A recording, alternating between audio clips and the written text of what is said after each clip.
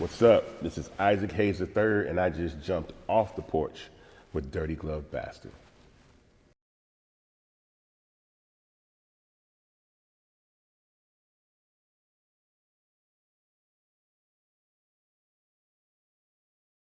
Yes, sir. Yes, sir. We got Isaac Hayes III, aka Ike Dirty, jumping off the porch with us today. What's up, bro? What's up, man? Man, feeling good, brother. How about you? Amazing. Glad to be here, man. Yes, sir. That's what's up, man. Great to have you on the porch. Glad you could come by. I know we've been, talking about this for a while, wanting to make it happen. Yeah. And you a person who, throughout the years since I've met you, like, bumping into you at random events, things like that, we've always been able to, share some good conversation, whether it be about tech or whether it be about just, random BS that we see in the industry or, what may have you. So I'm definitely looking forward to, having a conversation with you.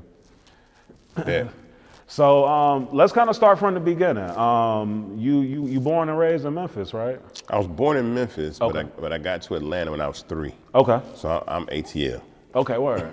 Yes, sir. ATL all day. And you're the son of legendary Isaac Hayes. Absolutely. That's what's up.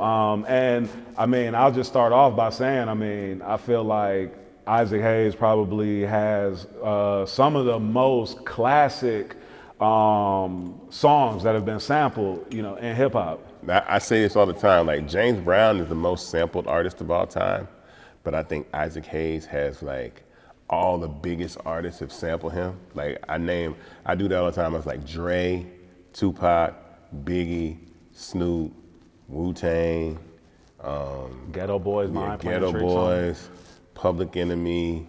It's like a long, did I say Jay-Z? Yeah. Jay-Z, like everybody got an Isaac Hayes sample in their catalog. So. Yeah, no, I feel the same way. Like, I feel like the most classic, Isaac Hayes was probably has the most monumental songs that have been sampled, or if that makes sense. Absolutely. Most definitely. And he was making songs, it was crazy. Like, they were like, back then, the songs were like 10 minutes long, man. Like. Oh yeah, I call him the master of symphonic soul.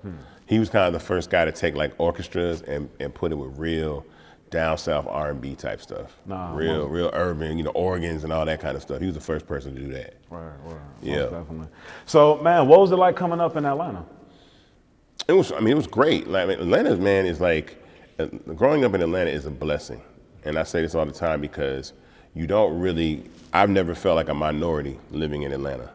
And that's a real situation, meaning like, we've always had a political structure in the city that kind of afforded us the opportunity to really build our businesses without this oppressive, like white supremacy, bubble on top of us. So we've had black mayors and city councils, police chiefs, and we got music industry, movies, the dope game, the strip game, AUC, everything is just like all black. So it's really a great place to kind of cultivate who you are as a black person. Absolutely. What side of Atlanta did you come up on? I grew up all over. If I want to be honest, like I grew most of my years in Buckhead. It sounds crazy, but I grew up most of my life in Buckhead. But I went to public school, so I went to I went to Sutton Middle School and Northside North Atlanta High School. So I went to middle school with Andre 3000 and then went on to high school and did performing arts and marching band and stuff like that.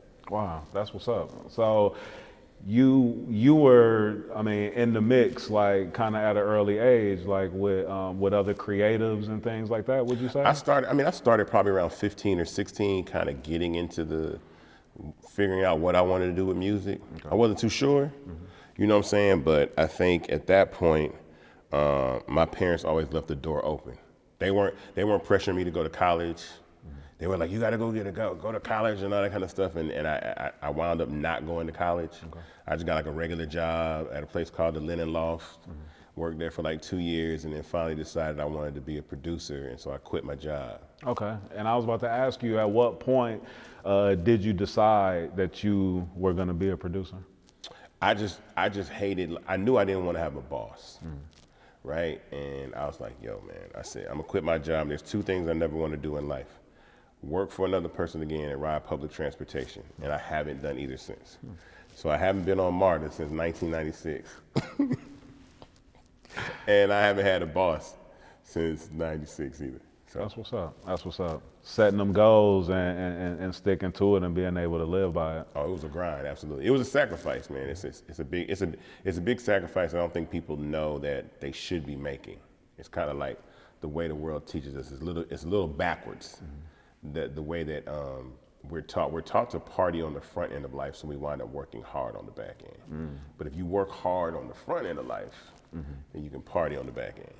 That makes sense. Yeah. That makes sense. Because a lot of us feel like we need to, you have those goals of, man, when I reach 25, when I get to 21, I need to have this. When I get to the age of 25, I need to be a millionaire, or, things like that. So, yeah. And then a lot of us are so infatuated with the fast living early on that we don't see past, maybe 25 or whatever it is. But then when you get to 30 and you continue, if you're blessed to continue to age up, then you start to see wait a minute, my best, I'm stepping into my best years, or absolutely, or you talk to older heads and they tell you hey, when you 40, that's when, and when you're younger, you think wait, 40's over the hill, but then when you get there or close to it, you really enjoy it, because now you got the wisdom. Right, it's all and all the things that you were mad emotional about as a young kid, like girls and stressing about, being successful, or am I gonna make it? Failure, all that kind of stuff. It's just yourself. Can't nobody tell you. Once you 35, nobody should be able to tell you about you. You know who you are. All right. You know what I mean? So let me ask you, coming up in Atlanta, were you low key about who your family was and all of that, or were you here known as, hey, this is the son of a legend? So in school, in high school, middle school and high school, people are going to know who your parents are. But once I started to take my journey into the music industry, I came up with the name, or I got given the name Ike Dirty, and I wanted to do that, right? I wanted to separate myself from my dad for two reasons. One, no one's ever gonna be able to, no one's gonna be the first black man to win an Academy Award again like Isaac Hayes. So it's not necessarily being in the shadow of your parents, but I just wanted to say, okay, whatever I do, I wanna do it over here in this vertical, so people won't always compare me to my father, because that's a little tough. You just can't, ain't nobody gonna be like him, he's 1-1. So I wanna just do my own thing. Okay, I can dig it. Yeah. Now let me ask you this: when when you got into producing, and your pops being someone who was heavily sampled, did you ever have moments where you tried to go to some of his records and sample, or did you ever even use the cheat code of finding classics that other people may not have even had access to play with? No, you know what? Again, and everybody said that, man, I be sampling my dad's records. No, because I'm a creative. Yeah. And then I understood publishing too. So I understood how publishing works. Gotcha. And once you understand how publishing works, you want to keep all the money you can get. So it's sampling is it's cool, but sometimes you ain't getting all the bread. Right. Yeah. Nah, I can dig it. And so with production, at what point did you know that you were really gonna take it serious? Was there a specific placement or some feedback that you had gotten to let you know? I think I took it when I quit my job, and after I saved up enough money to buy my first equipment, and then my dad saw that, because it was 2 years and I worked before I saved up money to get the first little bit of gear I was gonna get. And I bought that, and then I remember one day this U-Haul truck pulls up, and it's got a bunch of old, it's got an old mixing board and some speakers. And it's this from your dad. It was old now, don't get it. I had to rewire it and hook it up. It was old school, but it was all right, you know what I'm saying? And he said, okay, he's taking it seriously. I'm gonna give him some stuff. I'm gonna see what he does with this. And I did that. And then I just I think from 96 to 2000 was my college. That's where I really learned how to produce, figure out production. And I started taking it seriously, and I wanted to surround myself in opportunities where I could be around the music business. So I ain't had no job. So my job was to be either a studio manager or somebody that would always find himself inside of a studio working. Gotcha. You know what I'm saying? So it's I'm in there, So then the opportunity, I can always run into these opportunities to do so. Gotcha. Do you remember the first beat that you got placed? So the first beat that I actually got placed was a song on Tamar Braxton. Wow. It was supposed to be her first single. Me and Tricky did it. Okay. And I remember I got paid like $4,000. I was like, that's a lot of money, man. Like for just like a beat or whatever. Like, you know what I'm saying? But I remember that first placement. And then I kept, you know, I remember I started working at this other studio. It was like kind of quick story called Hindu. I don't know if anybody remembers Hindu, but Hindu was like a record label owned by Alan Henderson. Okay. And the crazy part about it was the person that started Hindu with him, or was one of the first A&Rs, was Coach K. So they all from Indianapolis, they from Nap. So Hindu was just like a place for independent artists, stuff like that. And I started working over there. And then I wound up producing like a record on this group on Motown called Black Coffee, called Country Boys. And then I just started, I was a very shy person though. So this is a real important part, is I was probably one of the most shy people you'd ever meet. And I remember my manager, Sean Johnson, Joe Blow, he was like, man, look, if you don't get out of this room with all these beats and go talk to people, you're just a dude in a room with some beats. And I kind of took that and made Ike Dirty the alter ego. So I started like talking to like, one of the things I started doing is talking to girls like crazy. It sounds crazy, but I mastered the art of communicating with women. Okay. So that if you were never intimidated by talking to girls, you can talk to anybody. And once I did that, I'd be everywhere. And I started selling records and making relationships and doing all this kind of stuff, and that's where it started. Wow, that's crazy. Yo, so you produced probably my favorite Lil Scrappy song, Money in the Bank. Yeah. Can you talk about like what that was like, producing that, and what that time period was like? Yeah, it almost didn't happen for a couple of reasons. One, when I was making the beat, my good friend, my boy Chevy, we were at the studio. I was managing Hot Beats. Okay. You remember that studio? And I was like, yo, I can make a snap. Snap records were big at the time. I said, I can make a snap record with one hand. And I just did the do, do, do. I was just doing this on the MP, the beat, the whole beat like that. I wasn't recording nothing. It was like 3 or 4 people, some girls in the room. I was trying to flex. Yeah. I said, see? And I just turned the MP off. And my boy Chevy was like, nigga, what are you doing? Bro, you gotta say that. That shit is dope, man. Like, say that beat. So I saved it. I turned the MP back on and saved the sequence.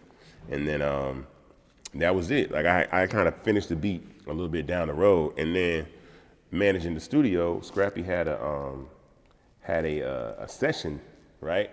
But the A&R, Orlando, right, he was supposed to bring the session to the studio and forgot to do it. So he sent the engineer to Stankonia to get the session. So Scrappy come in, I'm like, yo, Scrappy, here's your room. You know, engineer left, whatever. And I had kind of worked with Scrappy one time before, but he was like, yo, I know you got some beats, cuz, like, just play some, you know? So I played that beat, and he started freestyling. And he was like, I got money in the bank, Sonny, what you think? I was like, wait a minute.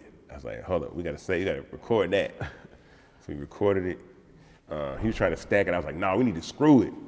Like, do the screw hook. So he did the screw hook and laid it. And all I know is, like, from the beat and that, I knew we had a hit record before we wrote it.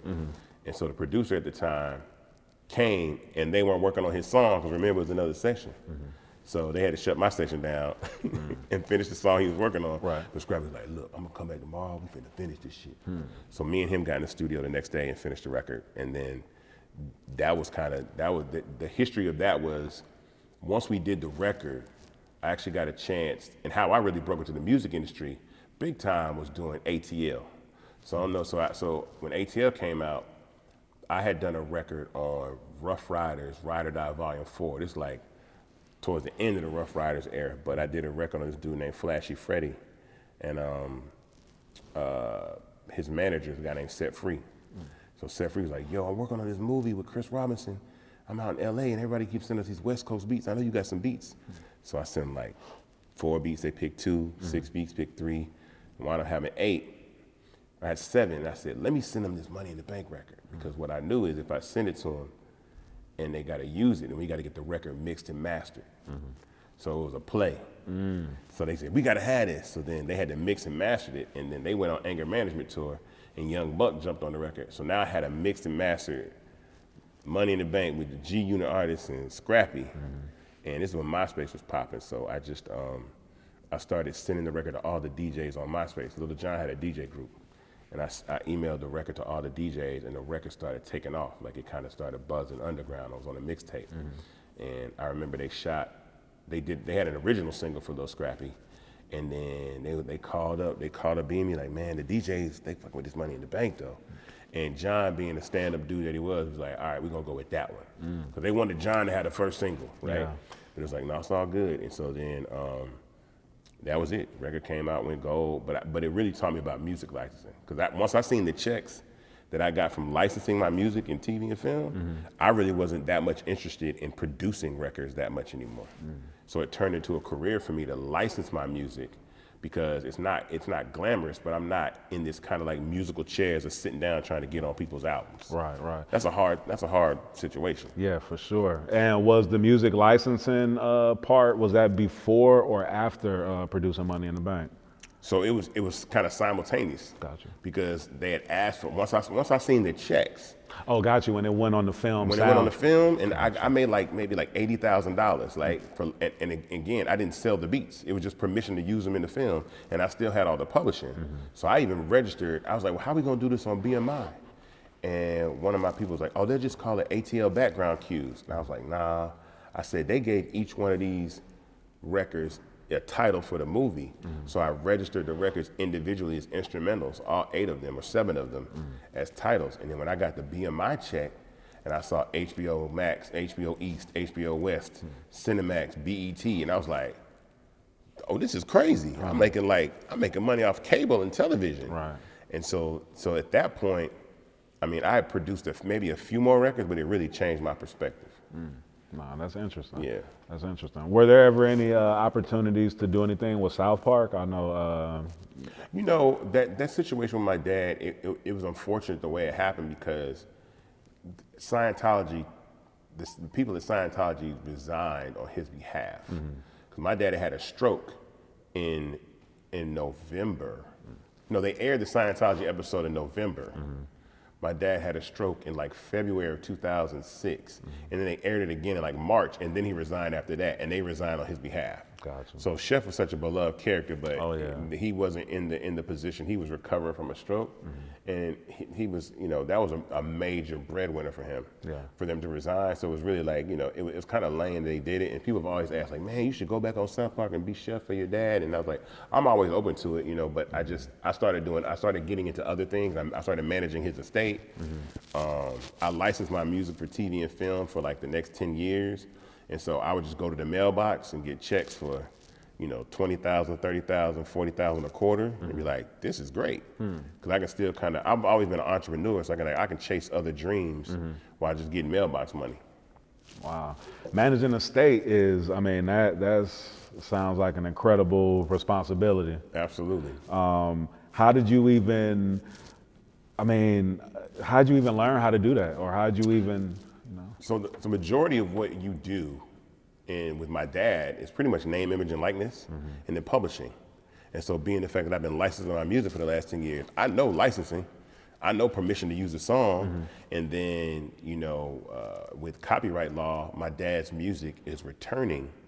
So like when you create a song, copyrights expire and they return to the original author. So a lot of his songs were gonna start to come back after 56 years. Gotcha.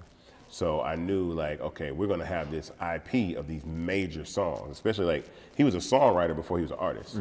So he wrote songs like Hold On, I'm Coming, and Soul Man, and When Something's Wrong with My Baby, and all these dope songs. And so when I knew those would be coming back, I'm like, I know how to do this is easy. So it was just managing those relationships and then finding other opportunities to use Isaac Hayes, either his likeness or his music. Gotcha.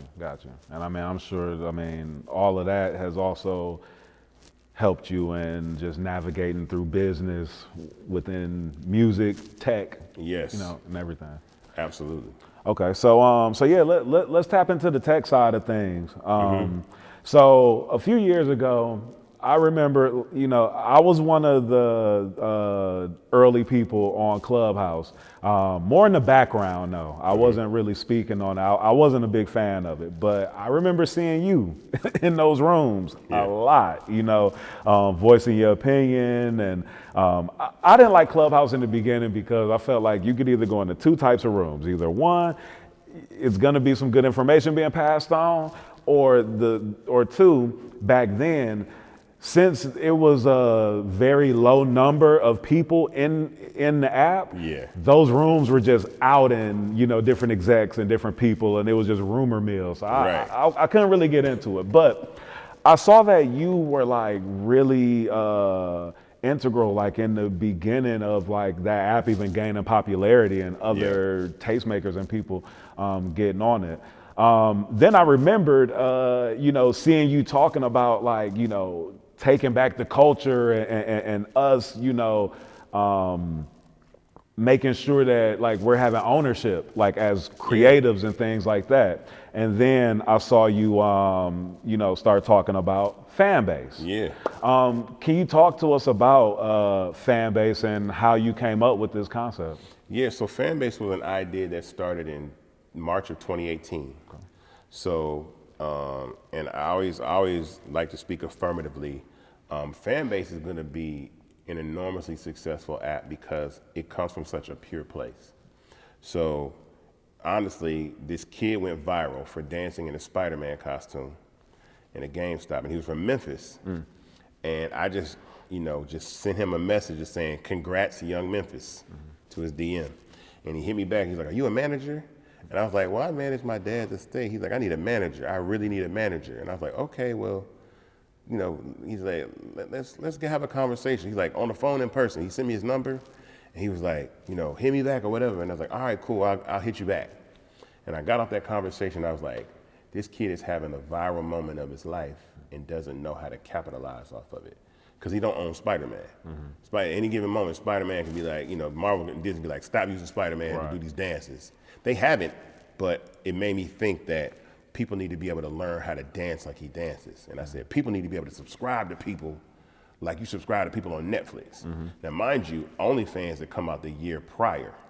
It was called Fans Only. So when I started doing my research about apps and like the way that they work, I was like, okay, cool, but there's no application. There's no like mobile app that lets me subscribe to you or you subscribe to some other person. And so I took $200,000, I took an advance of my royalties that I use from licensing music, and then built the MVP for Fanbase. So that's for MVP, people don't know what that is. It's minimum viable product. So in tech, it means you try to build like the basic bones of what an app will be. And we built that, and it was the first, Fanbase is the first native application that allows a user to subscribe to another user via an in-app purchase. So not like OnlyFans or Patreon, you got to pull out your credit card and do that. This is just like you double click or face scan and you subscribe to a person. So it's really incredible that happened. So we built it from June to December 2018. I put up 2019, I ain't tell nobody I built it. And the reason why is because when you go raise money from venture capital, they're going to ask you questions like, how did you get your user base? Because we had like 10,000 users. And if I told them, I told you or other famous people I know to join the app, they were like, that's not real data.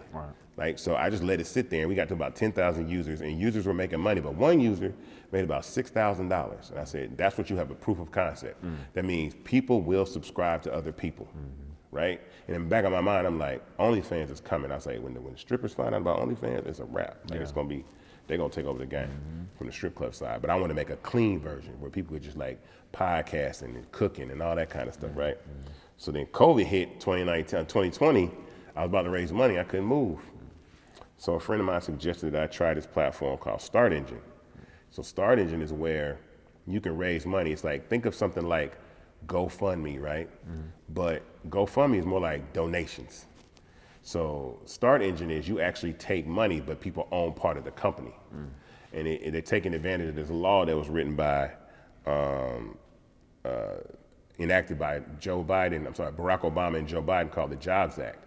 So there's a rule that's really bullshit that's been around for 83 years, which is only accredited investors can invest in early stage startups. So that means you have to either have a net worth of $1 million minus your house, or make over $200,000 a year for 2 consecutive years to invest in the company. Wow. So when you think about the IBMs, the Microsofts, the Apples, all that money came from people that were already rich because they were accredited investors. And that law's been in effect since 1935. So it's not even about color at that point because we're coming out of the Great Depression. Right. It was just rich people like, we want the best opportunities. And they said, we want to make sure that we protect, you know, the average person from investing in something that they might blow their life savings on, which was some bullshit. Right. Absolutely. So, because I tell people all the time, you don't have to be accredited to spend $5,000 on lottery tickets. Right. You don't have to be accredited to go to Vegas and gamble $5,000 away. Right. So how come I can't put $5,000 on Apple? Right. You know what I'm saying, or whatever. But anyway, they changed that law. So when I learned how much money Orrin Michaels, there's a guy named Orrin Michaels, he invested in Uber. Okay. In 2010. He put $5,000 in Uber in 2010. He was an accredited investor. Gotcha. When the company went public in 2019, his $5,000 was worth $24 million. And I was like, see, come on, man. Like, you know how many street niggas I know with $5,000 strippers? Right. Man, me and 10 friends could have got $500 a piece and walked away with $2.4 million. Right. So the Jobs Act really creates the opportunity for you to let, it wipes out the accredited investor rule and anybody can invest in your company. So my initial goal was to raise $1 million for Fanbase. So I got accepted because it's really hard to get accepted to equity crowdfunding. Like only 2% of people that apply get accepted. And we launched the campaign the end of October, beginning of November, and I raised $1 million in 3 weeks. Wow. And I actually over-raised. I hold the record for the second most amount of money raised in 24 hours, but I wound up raising $3.4 million in my first round, seed round for Fanbase, which is incredible. And then I launched the second round the end of last year, like in December of last year, and I raised $2.5 million. And then now I just launched the final round. This is the last round that I launched on Start Engine, and I'm raising $2.5 million for Fanbase again. So anybody that can actually invest and own equity. Because I mean, the user makes the platform valuable. I mean, everybody left Instagram, everybody left Clubhouse, it'd be worth $0.00. Right. So who better than to give equity to than the people that actually use the platform? That's real. So Clubhouse was a play. I got invited to Clubhouse and there was 5,000 people on there. And it was in like August of 2020. And when I got there, there were black people on there, but let's just say they were the kind of black people that didn't want other black people on the app. They wanted to have opportunity to talk to all the VCs and kind of lock out all the black folks. And I saw some of my friends that were on there that were black that had relationships with all these really high up white business people. I'm like, why haven't they told you about this? Like, y'all supposed to be cool. If Elon or Zuckerberg, all these VCs are in here and they didn't invite you to this and that's supposed to be your man's, that ain't right. So I finagled and got like a bunch of invites. So then I started inviting like all the culture. So I invited like Snoop Dogg. I invited Van Lathan. I invited Brian Michael Cox. I invited who else? I'm trying to think. Like it was a ton of people. Like Dina Marteau, Hannah Kane, Molly, like Sean Garrett. You know, I just started inviting all those people you name, and I remember like I got my invite somewhere them, in the mix of that. Yeah, right. exactly. So that's what I knew. And what happened was when that happened, I said, we gonna get on this app and complain that we need our own app. Yep.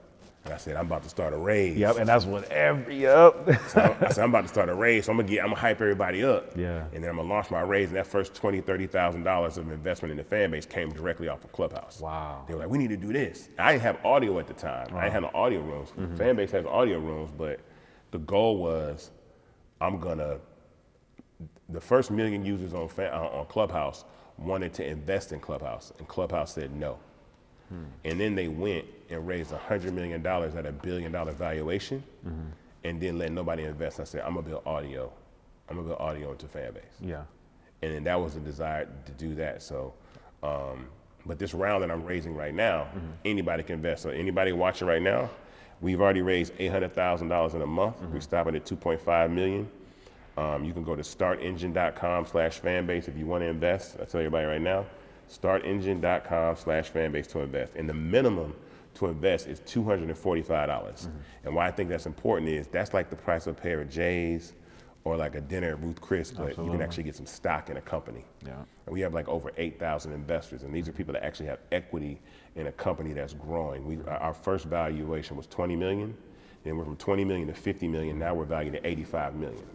And so I just want to give people the opportunity to have equity rather than just be used by the platform to make money. No, absolutely. And I love that you're doing that. And I want to reiterate, to our followers, because we have, a large following base of really smart, aspiring artists, singers, executives, people that just love the culture overall. Yeah. And, we need to make sure that they understand that, this equity crowdfunding is something where anyone can invest and then have ownership. That's something that we weren't able to do with Uber or, with, these different startups, that we see that have, grown successful. So I think that's really important for people, especially amongst our culture, to know that there are opportunities where they can invest in. So there's a couple of things that I say. Number one, we know that black culture is the economic engine of social media. Yes.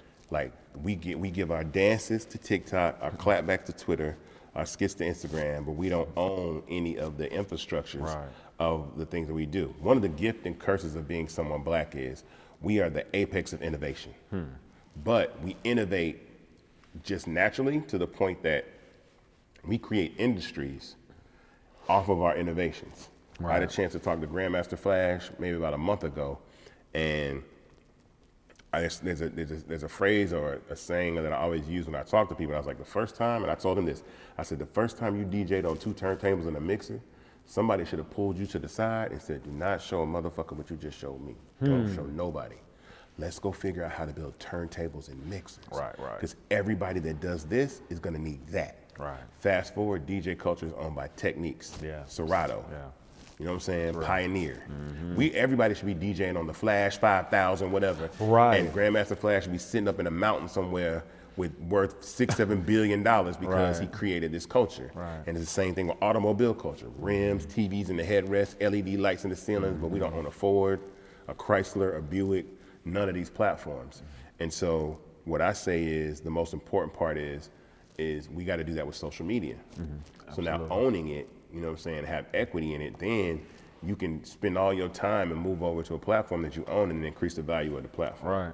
I mean, because you have black Twitter, but then why isn't there a black Twitter? You know what I mean? Like why is, like what you're saying, why is the most influential division within, a company or a platform, why is that most influential part of it not a part of anywhere near owning it, or I mean, tech is a very hard business to crack into. It's like it's less than 2% of all venture capital dollars go to black people and people of color. So think about that, 98%, and all the black people trying to get into tech get less than 2%. That's why the music industry uniquely prepared me for tech.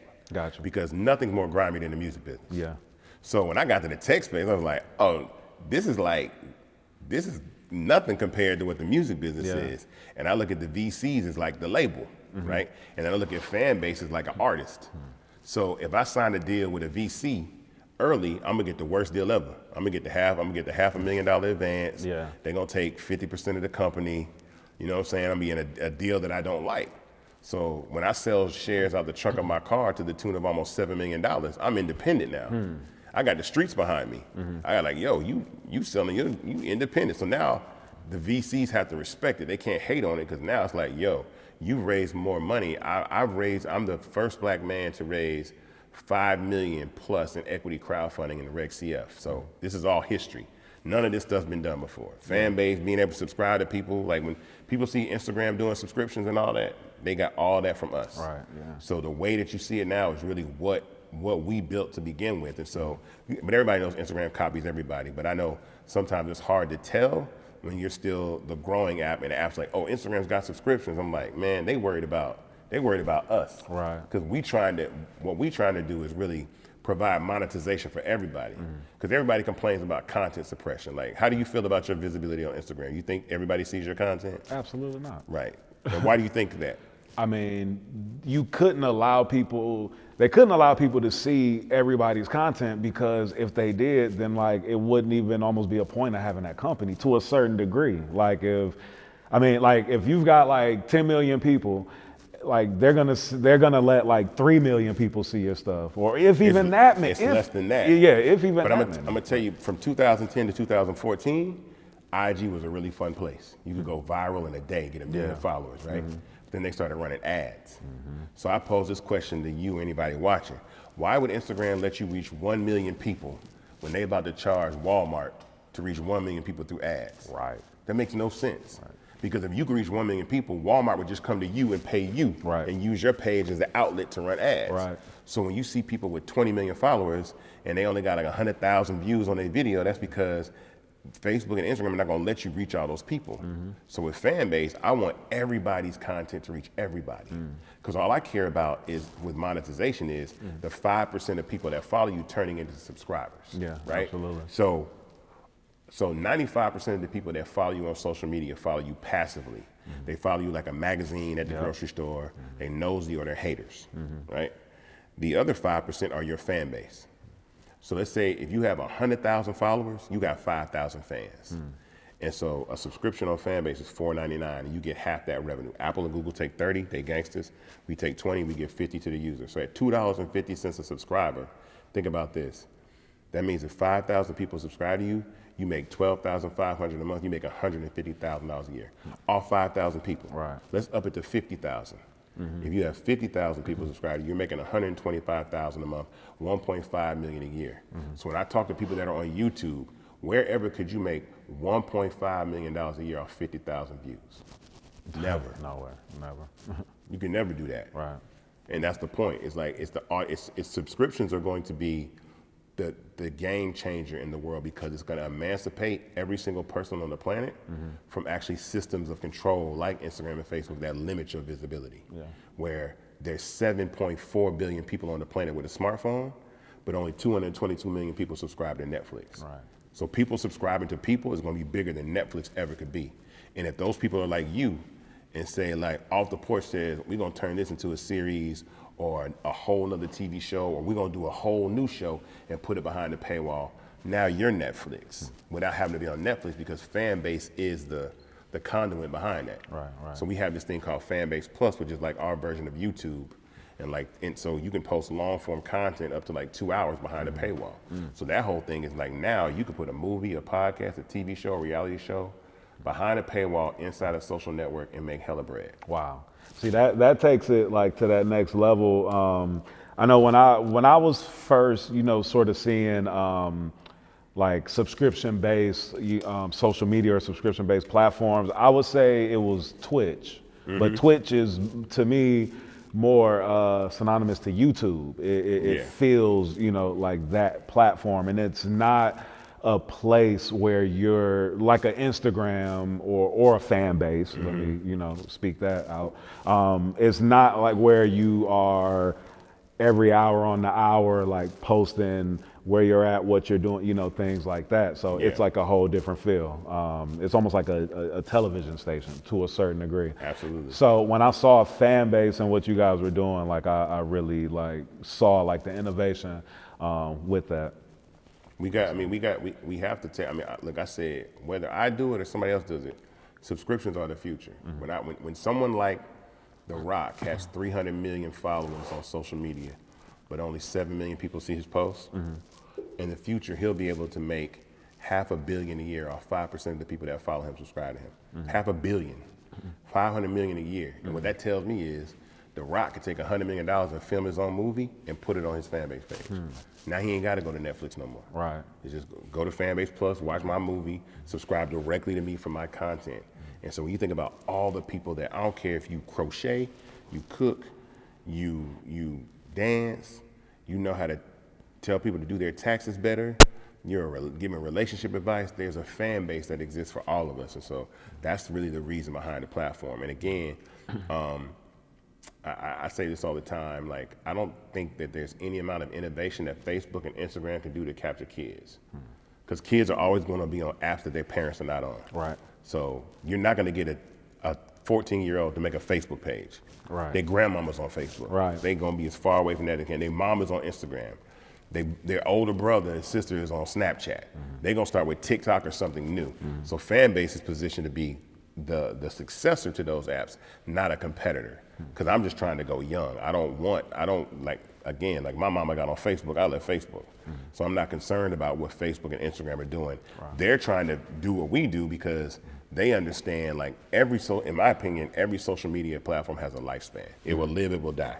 MySpace is dead, Facebook's a senior citizen, Instagram's a middle-aged person, Snapchat's a millennial, TikTok's a centennial, and Fanbase is for centennials and Generation Alpha. The only immortal social media platform is Twitter. And the difference between Twitter and every other social media platform is social media platforms are defined by the generation that make them relevant. Twitter is defined by what's happening right now. Right. Yeah. What did Kanye say? Twitter's a news feed. What did Kanye say? Yeah. Who won the game? Is there a shooting at a school? What happened? It's literally, I call it, Twitter is the hip hop of tech. Yeah. That's why rap is immortal. Yeah. Because it's like somebody will say something and then it'll be in a song next week. Something about Kanye West is gonna be in a record next week. You know what I'm saying? White Lives Matter will be in a record. Whatever's happening on in the country, it's like real time conversation. So that's Twitter. But Fanbase, like I said, is just that next iteration that's gonna allow people to make tons of money. And I'm talking about everybody. And I'll say this. If you're not monetizing your content, and I said this to a female rapper, this is a real true statement. I said, if you're not monetizing your content today, 5 years from now, you're gonna regret that you didn't start today, because you're gonna be out-earned by somebody that is less talented than you, but simply decided to do so. And you know what? In less than 6 months, Bad Baby she posted she made $42 million off OnlyFans. Yeah. That's more money than Cardi B, Nicki Minaj, Lotto, Doja Cat, Meg Thee Stallion. She made more money than all of them, but she monetized her content. She has 16 million followers on Instagram. She pulled all her content off Instagram, archived it all, and put a link in her bio and said, you can stream my song, you can watch my video, or you can go to my OnlyFans. And in 1 year, she made 16 million in subscriptions and 25 million off of unlocks off 55,000 people, not 16 million. Yeah.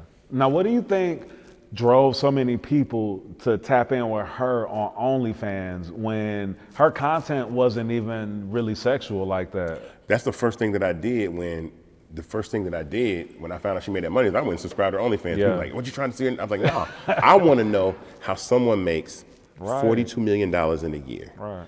This is what I saw. Number one, the content wasn't sexual, right? It was mainly her in like bikinis and lingerie. It was 160 pieces of content, and the videos are no longer than 15 seconds. It's just, there is a fan base. Again, she's got 16 million followers. She made all that money off 55,000 people. I know people with 13 million TikTok followers that's broke. But there are people with 50,000 people subscribe to them that are making $1 million a year.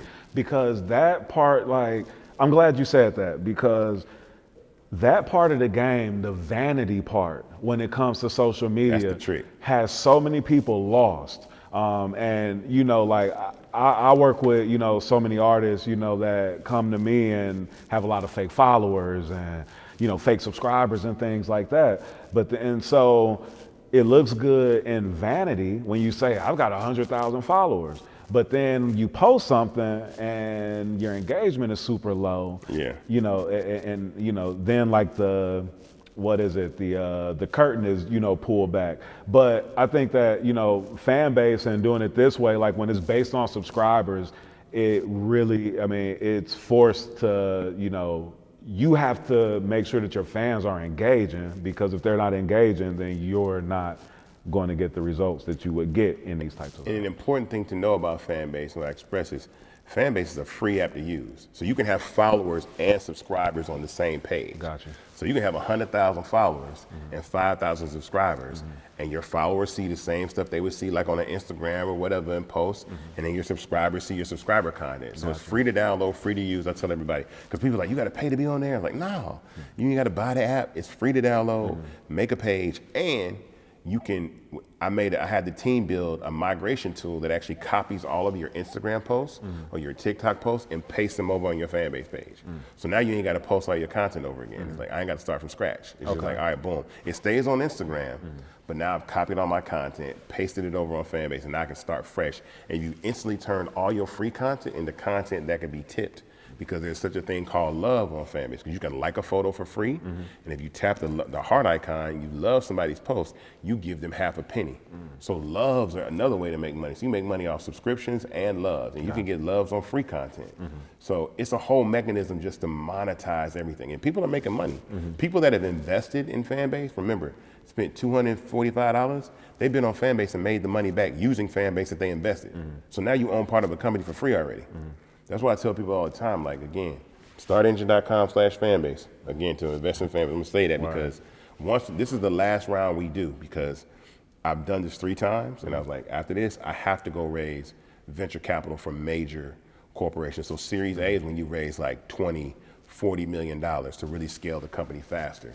And so that's when we really hit our stride. But I still, like, the legacy that I want for Fanbase is people that invested early and then have that same kind of exit like Uber, where it's like, oh yeah, 8 years from now, Fanbase went public, or somebody buys Fanbase for like $100 billion or something crazy, and now we all millionaires. Right. Now I done made like thousands and thousands of people, 100,000aires, millionaires, and multi-millionaires off the fact that they just said, I got in early, and I'm only using the platform, but I'm an ownership. I have ownership of the platform, so that's another part. Right. What do you say to people, who would come back to you saying, hey, I've got Twitter, I've got Instagram, I've got Snapchat, I'm active on all these social medias, platforms. Okay, I see your platform.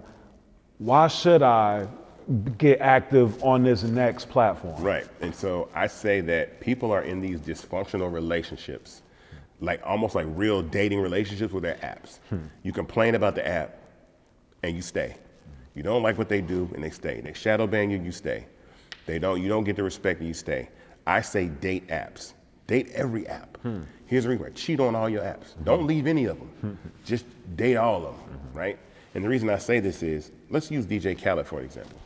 If DJ Khaled would have remained faithful to MySpace, or faithful to Facebook, or faithful to Twitter, or faithful to Instagram, he would have never went out on a date with Snapchat and changed his life. Right. Snapchat is the app that propelled him to superstar. Right. Imagine if he just said, no, I ain't going over there. I'm right here. I'm already on Twitter and Facebook and Instagram. I'm on all these other apps. No. Or Jason Derulo.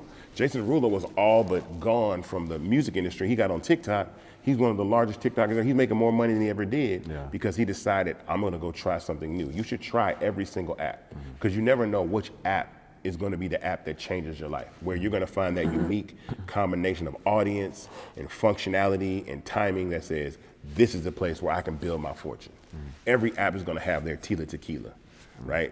Like Khaled was the Tila Tequila of MySpace, you know what I'm saying? I mean, Tila Tequila of Snapchat. And so that's the thing that's important. Like, you got to try them all. Okay.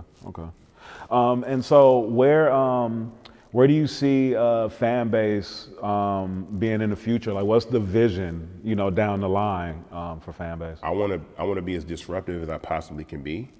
I want to absorb as much media as I possibly can. So podcasting, gaming, all these things that we can put inside of social media platforms, but make them very convenient for users to use, and then also monetize. Because social networks are about community. It's community first. I love that celebrities have come to Fanbase and all that kind of stuff, but the users are what make it popular. So building community is really the most important part. Without community, because celebrities come and go, they get busy, but the people that spend the time there, and we have people that stay on Fanbase longer than YouTube, longer than Instagram, longer than TikTok. The average time spent on YouTube a day is 40 minutes. The average time spent on TikTok is 32. The average time spent on Instagram is 28 minutes a day. People are spending an hour and 15 minutes a day on Fanbase, and sometimes even longer. And I think it's the combination of the audio rooms, and you can minimize the room and still scroll the app. So you can be in the audio room and listen, but still scroll the feed and engage with content. You tap a button, you right back in the audio room. And we've got monetized audio rooms. Like, you can make rooms for your subscribers. So imagine you're an artist, you want to have a virtual meet and greet. Like, oh, you got to subscribe to come to the audio room. I'm gonna talk to my fans and have conversation. It's so for me, if you're not pissing off the platforms that pre-exist, like they exist before you, then you're doing it wrong. So I definitely want to piss off Instagram, and I want them doing exactly what they're doing, which is acclimating to what I'm doing. They worry. That's the biggest form of flattery. It's like, oh yeah, we got subscriptions. Right. Oh yeah, we got this. We got that means you over here really bothered because you see what's coming down the tracks because you've underserved this community of users for so long, and now here comes somebody that's like, I just want you to, if you go live and got 100 million followers, I just want to send out 100 million notifications. If you post your photo and to 100,000 people, I want 100,000 people to see it. I don't want to play these games with you off your visibility because it's not about ads for me. I'm not trying to block your visibility to make money off you. This is the thing about it. If the platform doesn't pay you directly, I say this to anybody, if the platform doesn't pay you directly, not allow you to monetize, then you're the product. Think about that. Yeah, if Instagram's not cutting you a check directly, then you're what's being sold. Yeah. And that's what they do. They monetize these audiences. Like Instagram and Facebook made $115 billion in ad revenue in 2021. $115 billion with a B. And here's something more important to understand about that. When you take that and I say, well, what do they do for the kids that create these dances, right? I tell anybody, Instagram and Facebook made $115 billion. Go ask them to take $5 billion and put it in Chicago. Take $5 billion and put it in the hood in Atlanta. Take $5 billion and put it in Baltimore. And you're looking at your credit. And they be looking like, man, get out of here. Right. But Fanbase? Oh yeah, that's what I want to do. I want to be able to serve our community with billions of dollars of revenue because I know that all this dope stuff that comes from us, like that winds up being copied by other people, which is fine because that's what TikTok is for. It's like you do the dance, I do the dance. You do the dance, you do the skit, I do the skit. But the problem is that they monetize that to the tune of having white viewership so they can run white ads and make a whole bunch of money off the white community. So they say, we just need you to make up the dance. Then we want this creator to do the same dance and they get 100 million views and then we can run ads in between all that content and make a lot of money. So we just need you to make it up so we can copy it, which is fine, but then we monetize that on another level. And I want to destroy all that. Got you. So, so Fanbase, as of right now, doesn't have an ad model. No. Right? Okay. No, it's free to download, free to use. If I could show you how fast it is, and I will after we're done, I'll show you how fast you can subscribe to somebody, and you're gonna be like, oh, like, I get it. Like somebody's gonna go viral. Because remember, we're not limiting visibility. So somebody's gonna go viral on Fanbase with subscriptions. Someone's gonna get like 2 million subscribers in a day, and then the world's gonna shift. You got what? You made how much in a day? Oh yeah, I made like $4 million in one day. Yeah. I went live on Fanbase. Like I DJ, like for fun, but you can, so to all the DJs out there too, we don't cut off your live like how Facebook and them do because we have the licenses in place and we can pay those license fees to allow DJs to DJ as long as they want to. Okay. But I got on there and I fake DJ for like maybe 45 minutes, but I had 236 total viewers and I made $254. Oh, wow. So that let me know that one day somebody's gonna go live on Fanbase with 1 million viewers and make $1 million. Wow. So you can go on Fanbase and play, I can go on Fanbase, I can play some music, by Snoop and it won't get muted or anything because the licensing is. Absolutely, go live and spin to your heart's content. And the audio quality is way better. Wow. I'm gonna show you when we start talking like, yo, you can be like, oh, okay, I get it. Like, there's so much, like subscription is like, as a perk, is gonna be incredible. Like imagine offering, like, I think we're in this space where NFTs and Web3 and crypto are at a place where it's not, the masses don't understand it. That's the thing about it. Like I don't understand crypto and Web3 and people are funny about their money. Oh yeah. So you ain't gonna get people to just dump their money into a market and not understand exactly how this shit works. Like how I'm gonna get my money back, how I'm gonna do this, right? Yeah. So a lot of people just lost a lot of money in NFTs. Yeah, and crypto. Yeah, right? Crypto, the markets crashed. Yeah. It was like, it was good for me. It was all fun until it shit go belly up. People find out these NFTs worth $3 and I think they said the one NFT that was sold, with the first tweet was sold for like $2 million. Now it's like $95. Oh my God. I'm like, fam, that first lick though, that first dude, he got a lick though. Oh yeah. He sold it, but I mean, I think that the real utility is subscription. It's a perk. So brands like Nike, like all these brands that can use Fanbase as a perk to do it. Like I say, like, about Slutty Vegan, right? So I love the lines be crazy, right? Oh, yeah. But imagine being a Fanbase subscriber and you can cut the line. Since I'm subscribed to Fanbase, I cut the line. Or I can order off a menu that nobody else can order off of.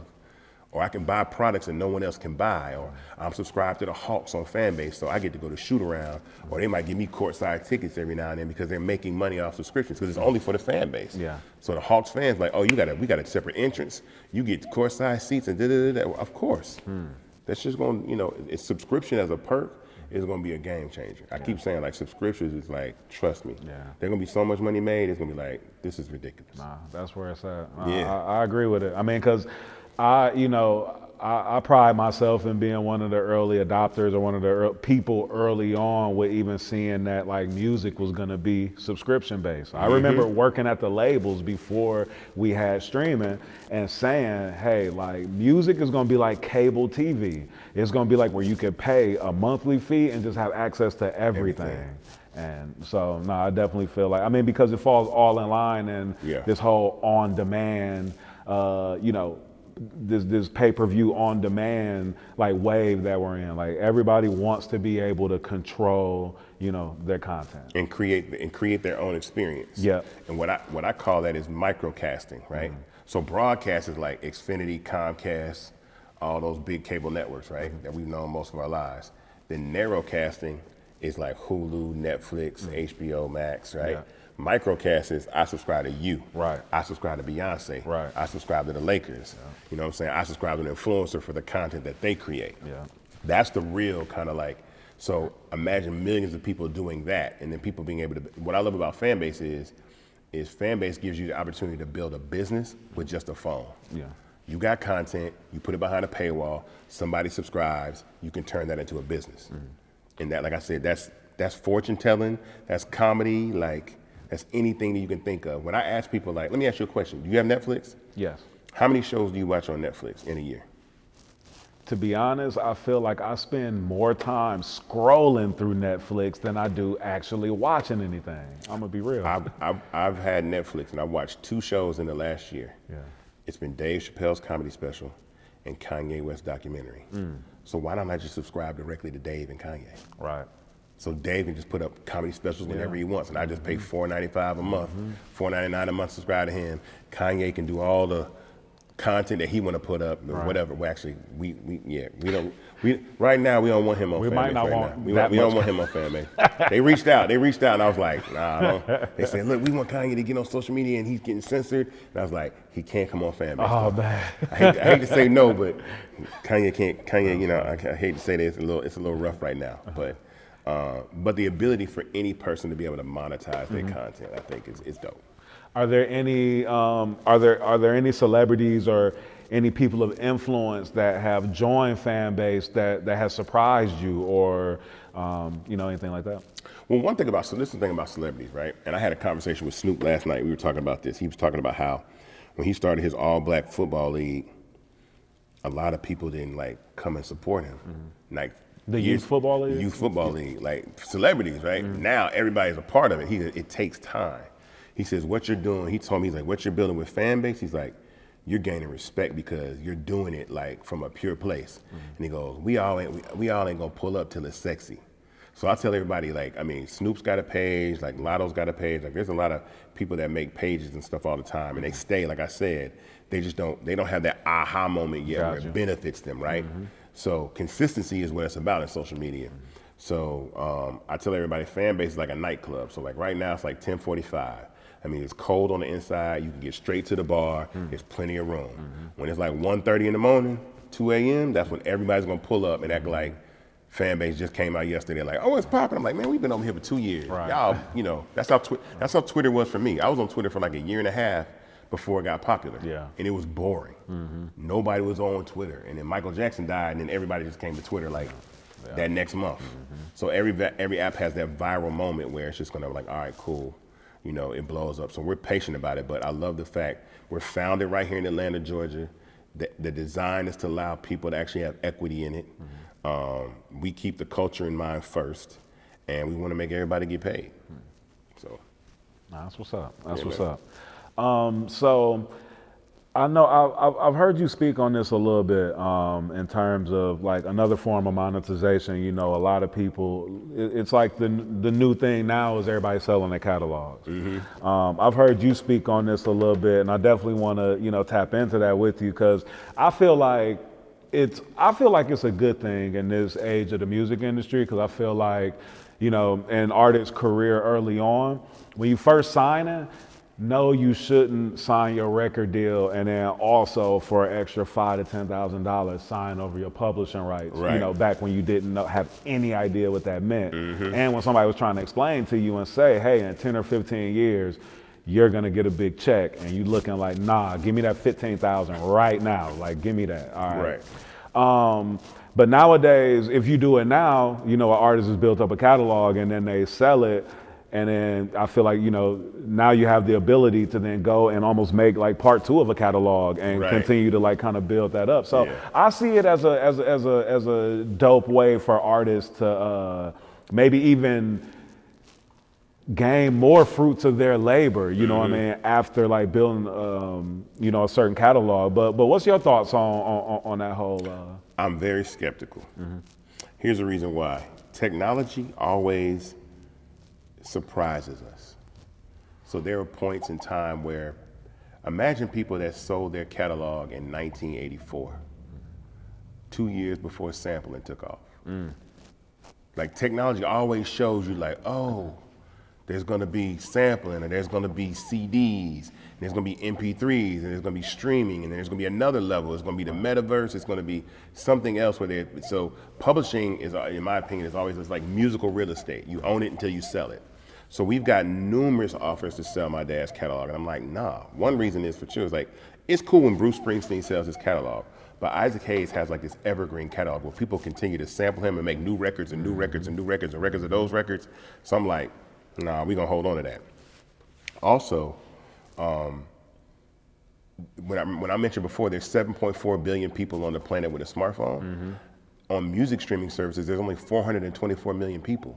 So what happens when there's 1 billion people on music streaming, or 2 billion people? You know how much your catalog is gonna make then? Right. And they just passed the law where they increase mechanical royalties from 9 to 15%. It was a 44% increase in the amount of royalties that you're going to be able to get. So if you sold your catalog a year ago, it's worth 44% more now. Wow. Just off that one law change. So for us, it's like, nah, we holding on, like, again, like we're just getting my dad's stuff back. Gotcha. And so we want to get the entire catalog back and then monetize it through, like I said, streaming and metaverse and licensing. Like we just got one of his biggest songs back in March of this year. And we've probably gotten the song licensed 10 times already. It's called Hold On, I'm Coming by Sam and Dave. Wow. Have you ever heard the dun-dun-dun-dun-dun-dun? Oh, yeah, he wrote for that sure. with David Porter. Man, I'm telling you, the deals that it'd be like, we want to license this for like a commercial for $160,000, and we get half that money. That's just one license. Right. So imagine you sell your catalog, and I understand people that sell their catalogs, like don't get it twisted, because I'm not gonna tell you how to run your business, because if you're gonna take your catalog and sell it and say you're gonna use that money to invest in tech, you're gonna take your catalog and do that. But I've talked to people and they're like, man, I sold my catalog and I heard what you said, and now I'm thinking like, damn, I don't know if I should have sold that shit. It's a lot of people that hit me like that. I'm like, it's cool though, but I mean, you got the money, you know what I'm saying? It's just now you just can't spend it. You just got to invest it. Right. You got to do the 5,000. Now you're a accredited investor. Now you got to do the 5,000 on this tech company, 10,000 on this tech company, and let it flip and grow and turn into something massive.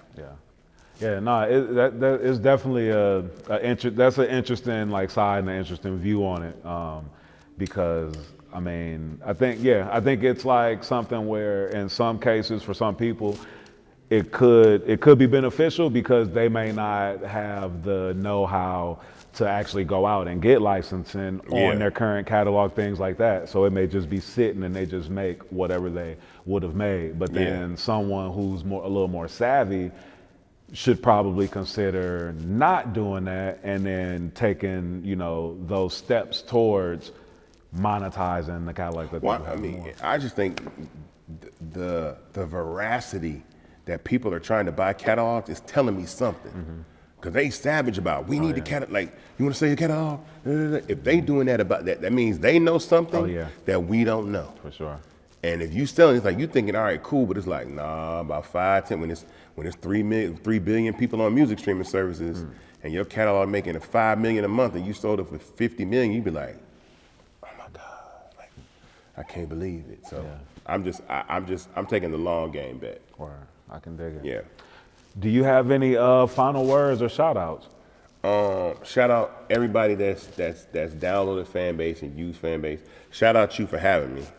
I think it's a great opportunity to get the message out, especially to an audience of culture that knows exactly like that generates the future and sets the trends. And so I implore you to really go and check out Fanbase. Download it, like monetize your content.